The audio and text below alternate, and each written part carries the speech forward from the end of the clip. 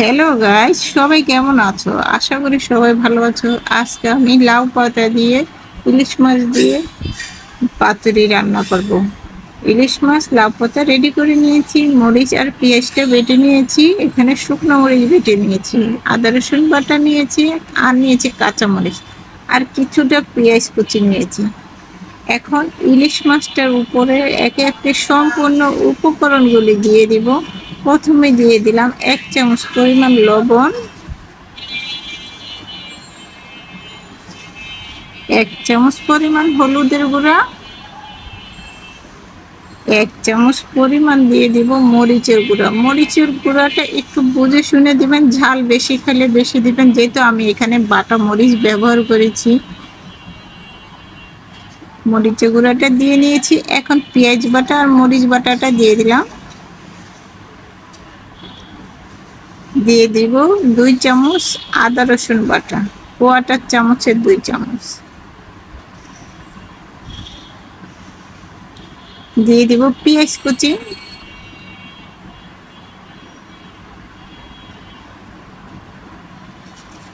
হাতে সম্পূর্ণ উপকরণগুলি মাখিয়ে নিচ্ছি।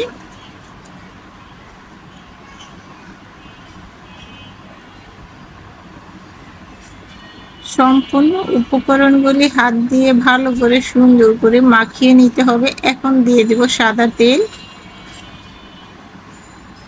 তেলটা ব্যবহার করেছি 4 টেবিল চামচ।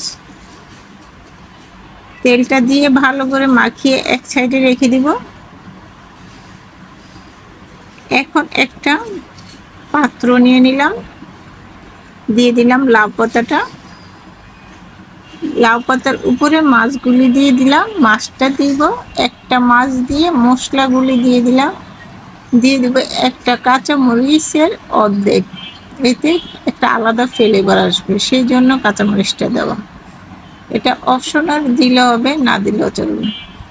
পাতাটাকে এইভাবে করে ভাঁজ করে ভেঙে তারপরে নিব। এমনি করে সম্পূর্ণ পাতাগুলোর ভিতরে ইলিশ মাছটা মরিয়ে নিয়েছি। কতটা সুন্দর লাগছে দেখো গাইস। লাউ পাতা মোড়ানো ইলিশ পাতুরি রান্না করব, খেতে অসাধারণ মজা। এখন আমি এটা এক সাইডে রেখে দিব। লাউ পাতা মোড়ানো মাছটা, ইলিশ মাছ রান্নার জন্য কড়াই বসিয়ে দিব। কড়াইতে দিয়ে দিব সাদা তেল। তেলটা দিতে হবে, নাহলে কিন্তু লাউ পাতাটা পুড়ে যাবে। তেলটা গরম হয়ে গেছে। এখন আমি একে একে ইলিশ পাতুরিটি তেলের মধ্যে ছেড়ে দিব।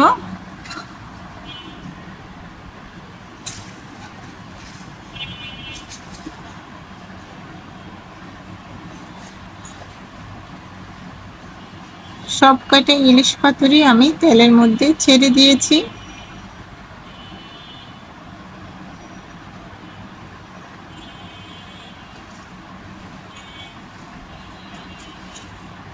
দশ মিনিট মিডিয়াম লো হিটে রান্না করব। 10 মিনিট ঢেকে রান্না করব।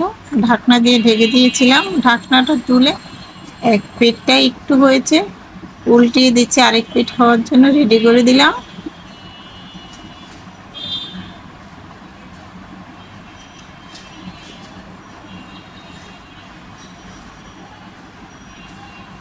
ইলিশ পাতুরিগুলি আমি উল্টিয়ে দিয়েছি। আবারও ঢেকে রান্না করব 10 মিনিট। 10 মিনিটের জন্য ঢেকে দিব। 10 মিনিট পরে ঢাকনাটা তুলে উল্টিয়ে দিব। দেখো গাইস, আমার ইলিশ পাতুরিটা হয়ে গেছে।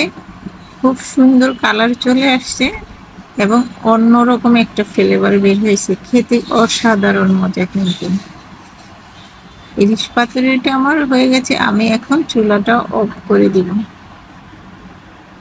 চুলাটা অফ করে দিয়েছি। ইলিশ পাতুরিটা নামিয়ে নিব।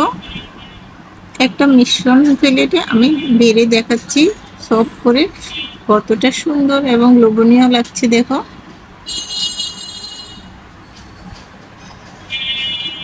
ইলিশ পাতুরিটা আমি একটা প্লেটে সাজিয়ে নিয়েছি সব কয়টা। খেতে অসাধারণ মজা। যারা এখনো খাওনি, জলদি জলদি বানিয়ে রেডি করে খেয়ে ফেলবে। আমি কিন্তু খুব সহজভাবে রেসিপিটা দেখাবার চেষ্টা করেছি। আমার এই রেসিপিটা যদি ভালো লেগে থাকে আমার ইউটিউব চ্যানেলে লাইক এবং লাল বাটনটা টিপ দিয়ে দেখবে, তাহলে নিত্য নতুন রেসিপিগুলি তোমাদের কাছে পৌঁছে যাবে। আমার ইউটিউব চ্যানেলের নাম কিচেন স্টোরি বাংলা। আল্লাহ হাফেজ।